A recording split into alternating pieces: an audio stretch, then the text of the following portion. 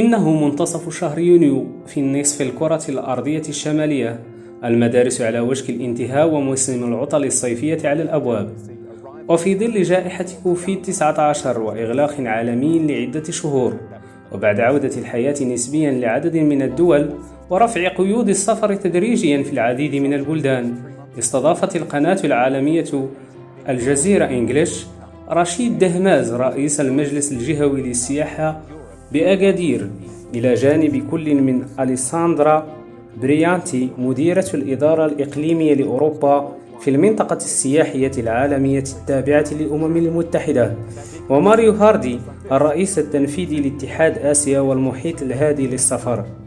اللقاء كان فرصة للحديث عن التغيرات اللازمة لجعل السياحة مستديمة وتعزيز رغبة السياح في السفر بعد جائحة كورونا.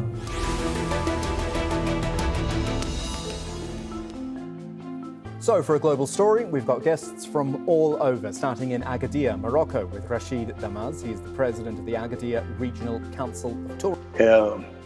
Let me just say a brief word about the management of the pandemic in Morocco, if you permit me. This is in Morocco.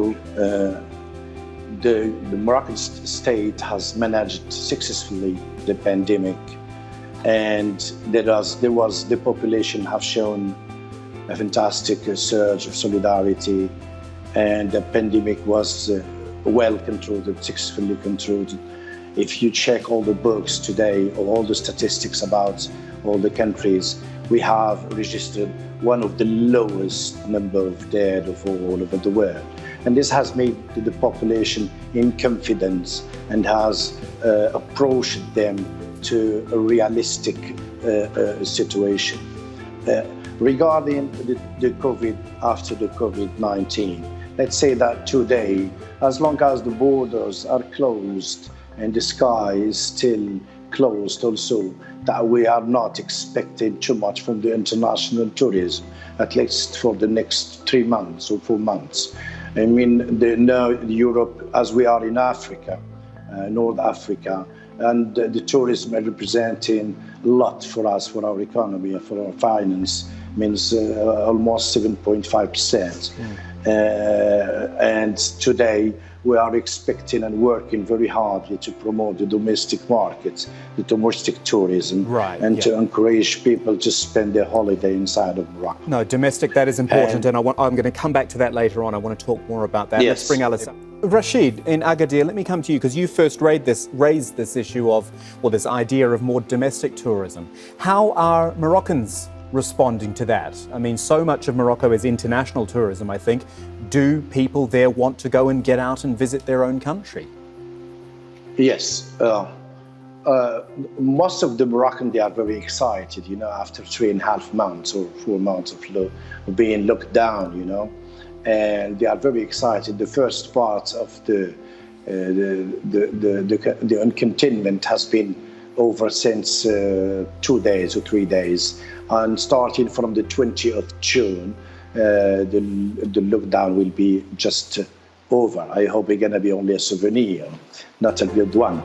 But the Moroccans, according to the last studies we did with the Tourist Board Office, with the Ministry of Tourism, 76% of all the people, of all the Moroccans, they want to spend their holiday in Morocco, and they want to stay in Morocco, and they are very excited. Of course, there are some questions everybody is asking.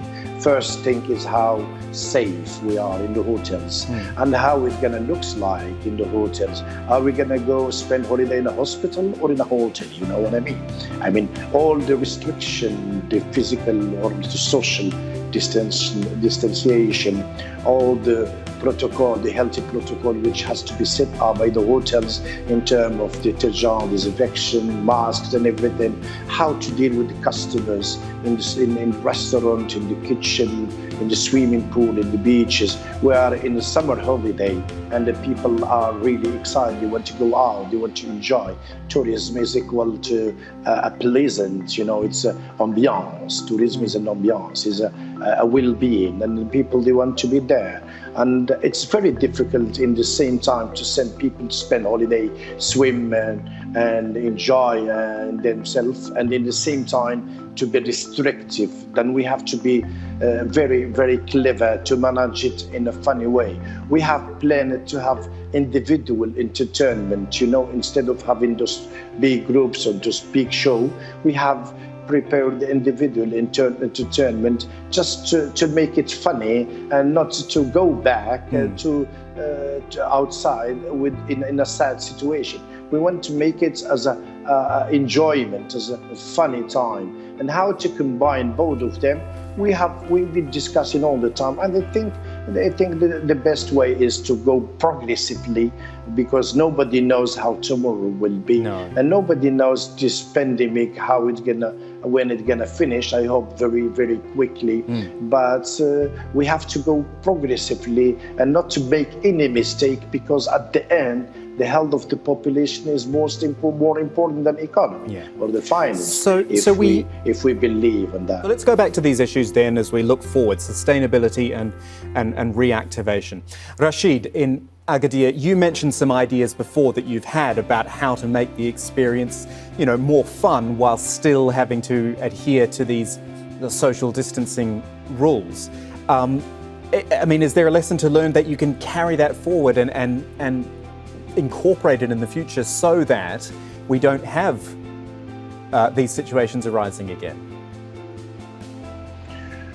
This is the pandemic is something which is exceptional. It's recognized that we have never seen such a big crisis like that. Nobody was expecting that, and we have to recognize the whole world was completely confused and confusing, and every government was doing something which some they believe on the danger of the pandemic, and others didn't believe, and that, all of us. Now we are trying to adapt ourselves to a situation. Shall we go for after COVID-19 and to set up a new procedure, a new protocol? How long this protocol and procedure gonna take? It's gonna take 6 months, 7 months until we get the vaccine, the new one, or it's gonna be all the year? What about the next winter? Shall we do that? But one thing is sure, that everybody has learned a very, very good lessons from this pandemic, and we have to recognize that we are all in the same boat and we are all the same earth. Hopefully that the nature has not been hurt, the sun is still there. That's the difficult thing though, isn't it? You've said, we're all in the same boat and we've all learnt lessons, but it requires everyone to actually adhere to them. We're already seeing on a smaller level the people who wear masks and the people who don't wear masks.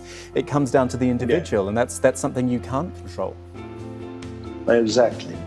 Today the tourism has been very strongly hurted and deeply hurted, and the economy of tourism is almost bankrupted. But this is something we have to prepare. Now there is a new vision, a new strategy, a new way. Now if we require to fill the hotel 50% and the plane 50%, we have to look at the financial side of this story. Because if you say to a company you have to fill only half of the plane, means that the price will be double. Is the population in situation to pay more for the moment? And especially in those times where jobs have been lost and a lot of people find themselves one day later without any income. And what about the hotels? The hotel is also a lot of investment. What kind of price policy and what are the accompaniment measures, instructed by the government? In Morocco, let me say that there was a fund created by the King Mohammed VI, about $3.5 billion. This is, we call it COVID-19 fund, to help the companies to support the salaries of the people. We are talking about almost 1 million people working directly in tourism, without talking about indirect jobs. We are expecting more. They have done a lot of facilities in terms of taxes, in terms of Rashid, I'll just interrupt you there. Sorry.